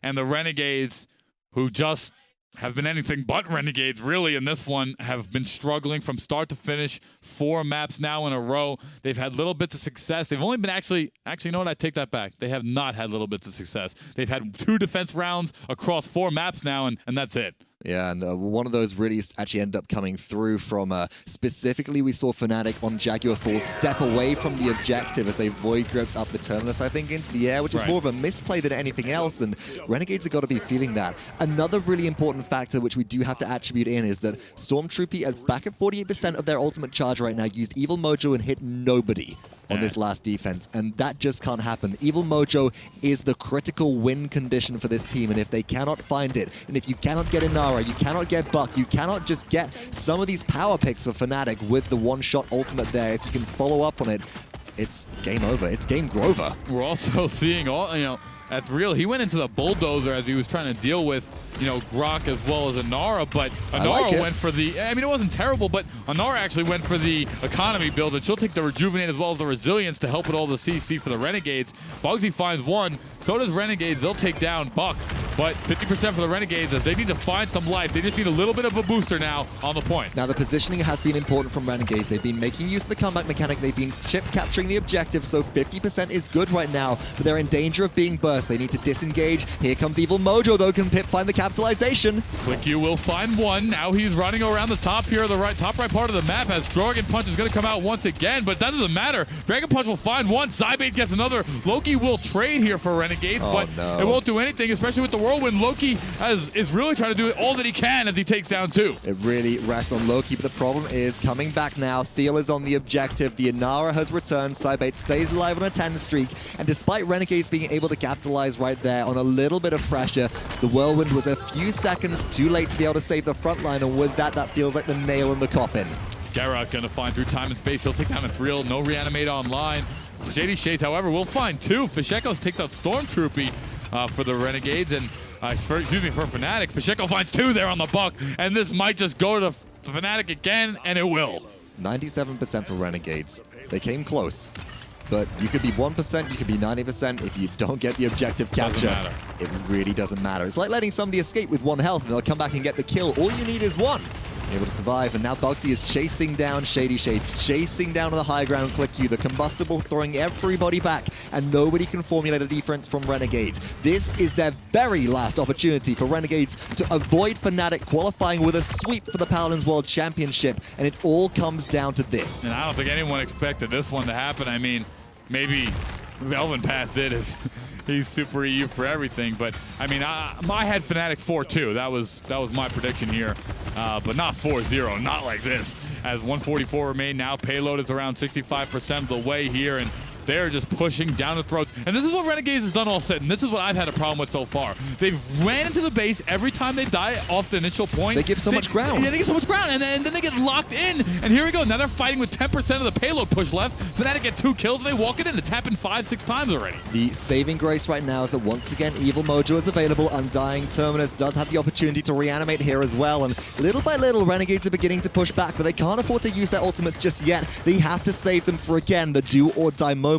Now the extension needs to be careful. Ethereall on the low ground can't push too far forwards. Pit needs to stay safe, and I'd like to see Lokii actually get right back up to the high ground here to get some control of line of sight, but so far is sticking to the low ground, giving FNATIC so much birth and maybe just respect for the fact that FNATIC can convert on easy little pickups. But this allows FNATIC just to surge forwards, and you can't play passively against a team like this because you give them an inch and they will take a mile. They will, and I like what Fisheko doing here. Now he has the left side advantage of the wall, but he's been playing this right side advantage there with the Buck. Tempest does come out here as FNATIC are going for it. A couple of rockets there to cover the back of Grok, and this could be a detrimental fire spit. Reanimate is online through time and space with the seismic crash. It's going to be forced to use Hexafire as well from Cliku. That won't matter. He'll get taken out. But actually, ShadeeyShades, Cliku, and Stormtroopey each find some kills. Ethereall as well with the reanimate there is able to help keep that team, and FNATIC have baited out almost every single ultimate from Renegades. 1-1 apiece right now. A lot of ultimates used by FNATIC, throwing them at the wall to try and get through, and with 13 seconds left, somebody's looking to make their way in. We could see Buck actually engage and try and take the payload into overtime. There's been some good dismounts, but Fisheko's found Lokii already. Oh no.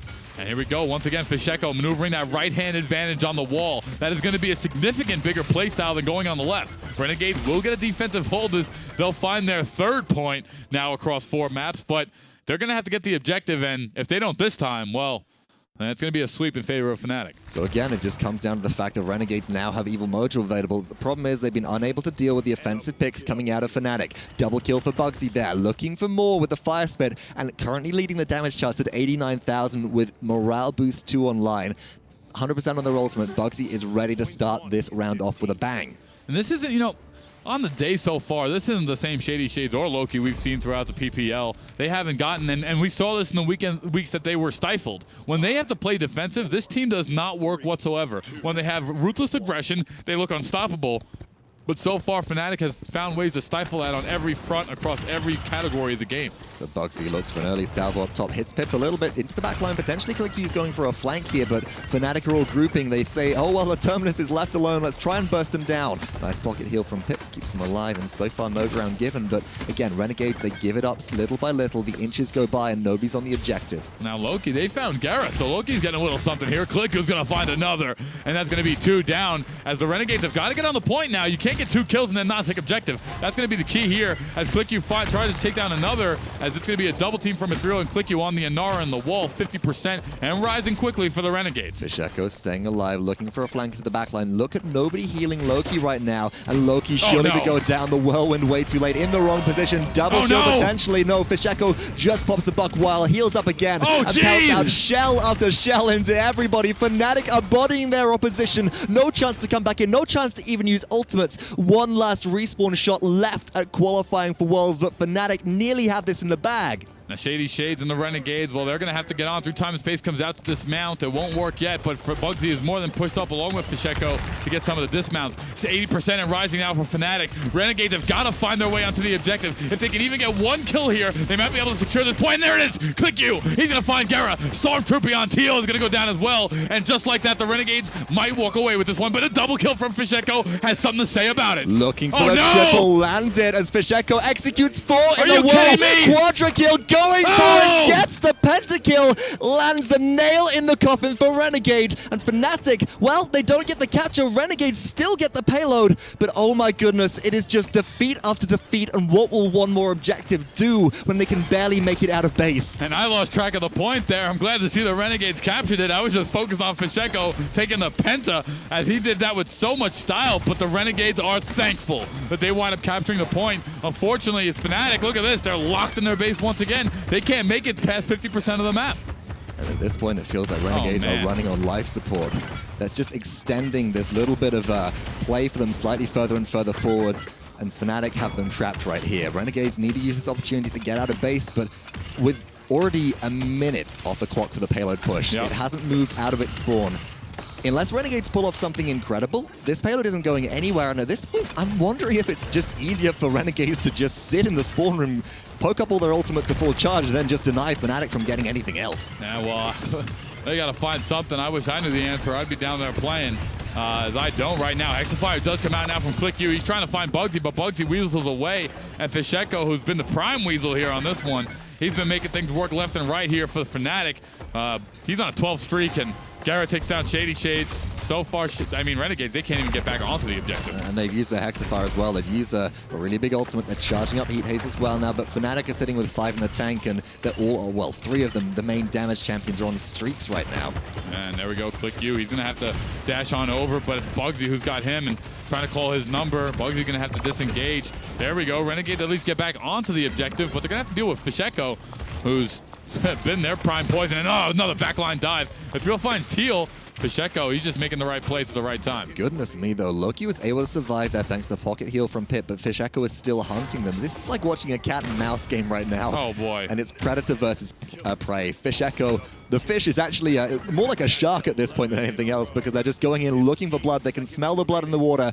And Renegades, again, they can't even use maybe the reanimate here. They just don't want to give these ultimates up to FNATIC. This one is going to another capture round at least, as Renegades can't make it out of base, but FNATIC have everything going for them once again, and Renegades have to do the impossible. Yeah, the overtime meter is going to have to tick out here, as it will come to fruition. Now Thiel will get the first one on Cliku, so I don't see the Renegades getting this one going, let alone push it on the biggest distance map in here in Paladins. Renegades are going to have the half comeback mechanic next time, so the best bet is probably to just save the ultimates, head back to the base, and try one more time. This is the only part of the game that they've had success on thus far.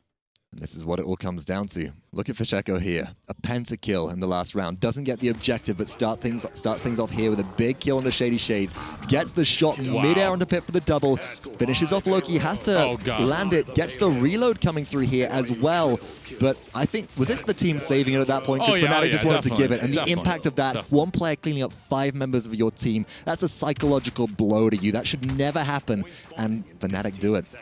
Yeah, there's no difference there. Fisheko's on the buck. That's been the strong play of your game. You want to give the kills to him. Feed the cookie monster. That's how it works. As basically Fisheko had most of the credits there, and he's now allowed to go into. He's got the level 3 Quarry online. He's picked up Rejuvenating Chronos. Fisheko could at this point open up a bank, I think. Exactly, and he's still got 400 for another item coming shortly, as we're seeing a 3-2 start. But Renegades, they'll have another opportunity here, and we'll see how it plays out. Problem is, Ethereall tries to go towards the objective again and immediately runs into the slow from Buck's net shot and can't make any more ground up. Bugzy's trying to zone with Fire Spits, and again, Renegades can't get in control. They're not on the objective. They're not making use of the half comeback mechanic, which they have right now, and as a result, they're just losing out. They got to find a kill. And at the end of the day, the Renegades have got to find a kill somewhere. It's going to be a whirlwind coming out here from ShadeeyShades. He's trying to get his team have some momentum now, as they've been able to at least push past 50% of the point. But Bugzy's still firing away on him in the back line. And right now, Ethereall sitting on the point like a duck by himself, but no kills have come out yet. Someone's got to find somebody here. And look at this. Fisheko is able to get back out of base, get back into base, or get back into their opposition side of the map with Buck Wild active and chew through ShadeeyShades. Big reanimate, though, does take down Fisheko. That could be the start of something here if Stormtroopey can stay alive versus Bugzy as well. But how do you anti-air a Drogoz as Pip? That's a nightmare play, and the mid-air shot comes through. Well, Lokii does find one. Ethereall's teeing off on the objective. He's real weak. He used the reanimate already, so he won't have that second life bar. It's going to have to be a Vine coming out from ShadeeyShades to stop it. He'll try to heal up Ethereall. Yeah, and the Quarry is just too strong, and FNATIC are going to 4-0 Renegades, as they don't even look to be celebrating too hard. It looks like they had it in the bag always. Thiel, though, trying to strangle the life out of Side Babe, but you don't want to do that going into the World Finals. You know, I think that Thiel in that situation is just like, all right, good games as usual, time to hit the gym. Where's the nearest source of weight? And just picks up Sybate and starts just cranking out the bicep kills there. And Thiel doing a lot of the carry work for their team as well. The 142 seconds of objective time throughout that game. Very resilient on the objective and really denied Ethereall the opportunity to actually contest when they really needed to. So the Terminus pick wasn't able to really fulfill the purpose that it actually set out. Yeah, and across the board there on the slash lines, the deaths were just through the board there in favor of FNATIC.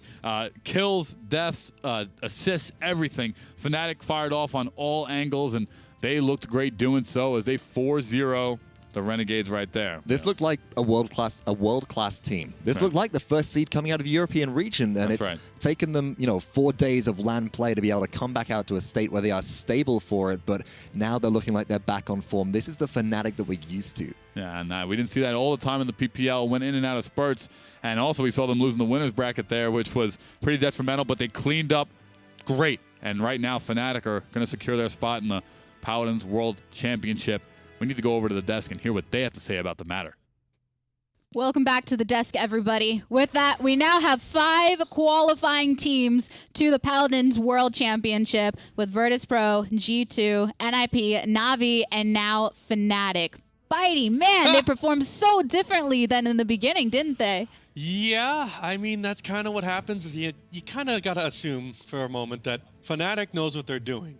When they showed up the first few days, like VP, the winners, they pulled out stuff you'd never seen before, and they ran it to perfection. Then you see FNATIC make that adjustment, and I think a really big hard part about this matchup too is that Renegades, again, doesn't have that blaster. And without that threat on the field, you can really see some of the powers come through. I wrote down the notes here, and that Drogoz punch against the double tank is perfect. And then you go even further, and it's like you're feeling comfortable on the double tank, or the solo tank, I mean, you've got so much utility just waiting to be utilized. And I kind of regret that I didn't run enough solo tanking because, man, that looks so much fun.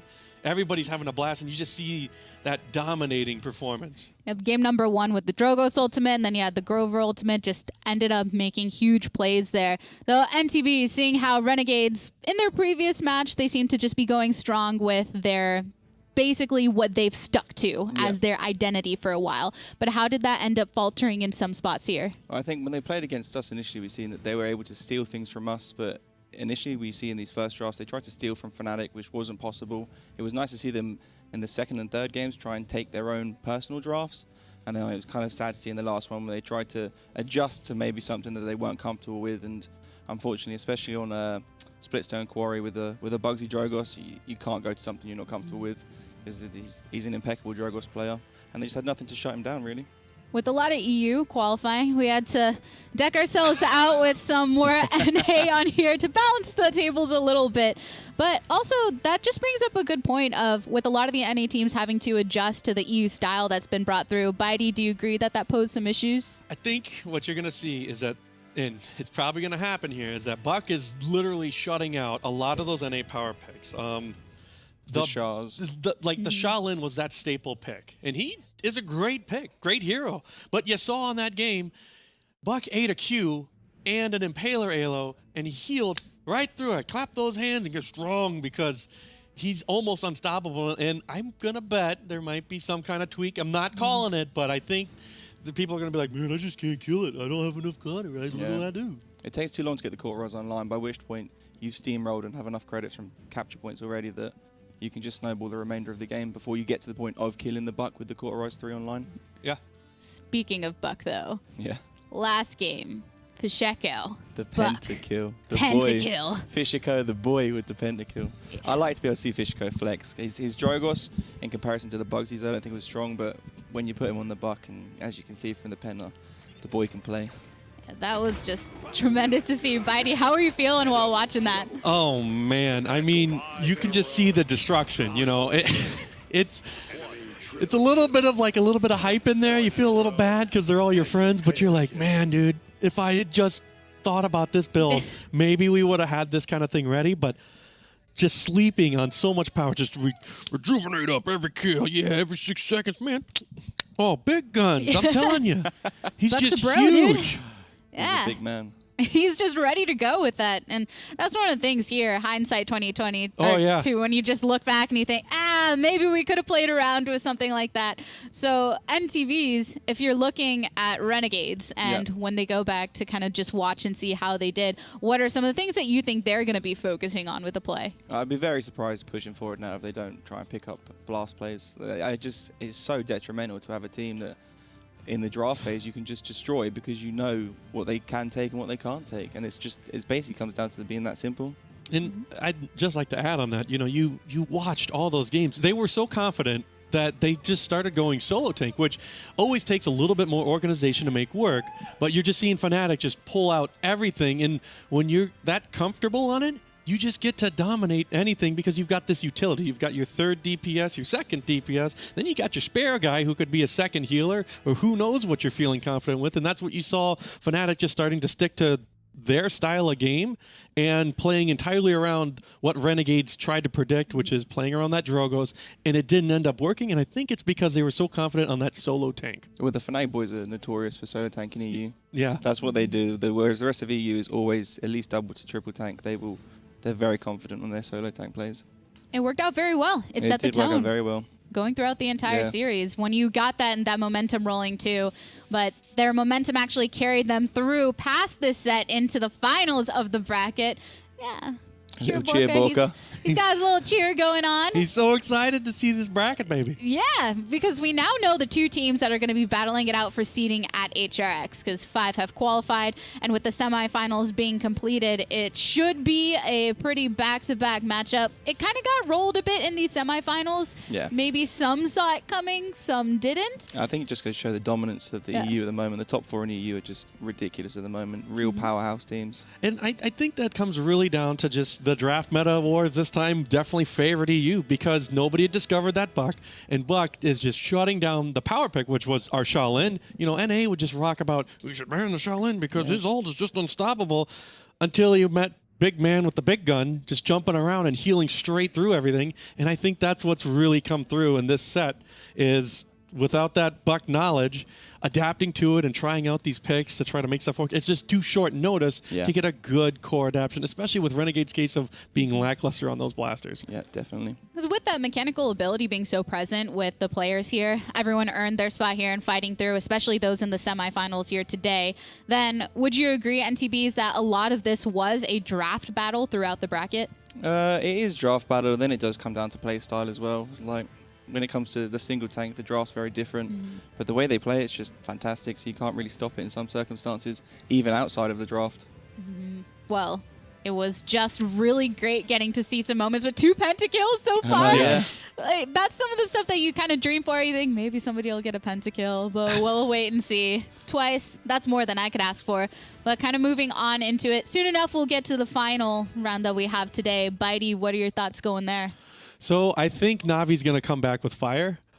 They've had all this time to prepare new drafts, new setups. Now, whether they can adapt to FNATIC's just overwhelming style of play, it's questionable because, you know, they are the #1 seed of Europe and they look like the #1 seed this time. And I think that's what you're going to see is, can Navi make those adaptations that they need to start taking games and honestly showing a little bit of life in this final matchup. And NDBs, what about you? Thoughts on the 2 EU teams that are going to be battling? The thing is, with the EU teams, the single tank doesn't work so well in our meta. With the current second healer meta as well, like, the single tank isn't as strong when it comes down to our playstyle. So I think just it is going to come down to actually who plays better on the day with these 2 teams. Navi and FNATIC fighting it out, both having really dominating performances with those 4 O's. So when they're facing off against one another, it's still going to be another best of 7 going on through.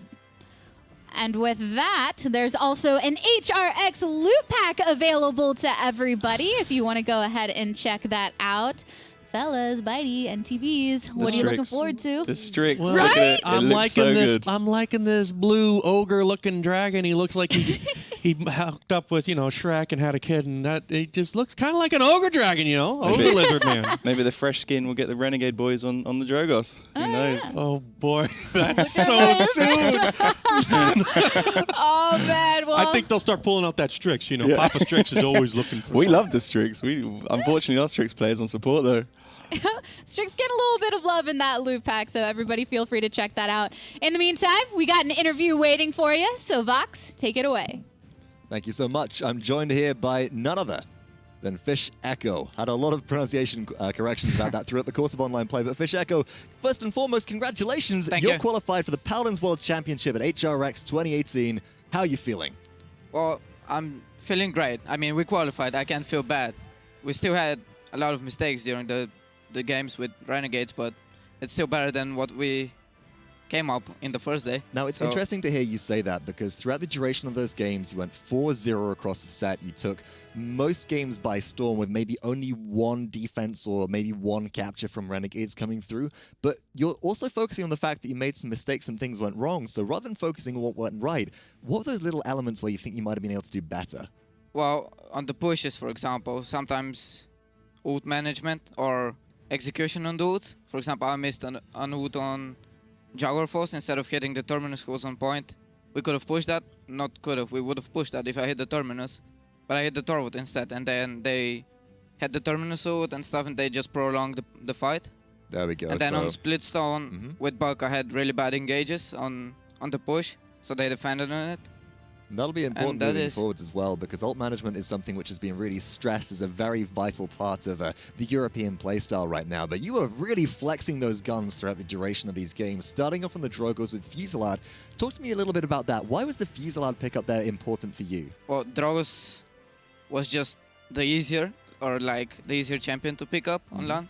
And also Fusillade is because of the beefy tanks. If you go versus Terminus Inara, Terminus Torwood, you always want Fusillade instead of Combustible, because with Combustible, for example, Terminus can block the bubble all the time, so that might be pretty useless versus a Terminus. But if you're landing those direct impacts again and again, then you're doing so much damage with that. You've also picked up Buck recently. Before this LAN, was Buck something which you had in your champion pool? Yeah.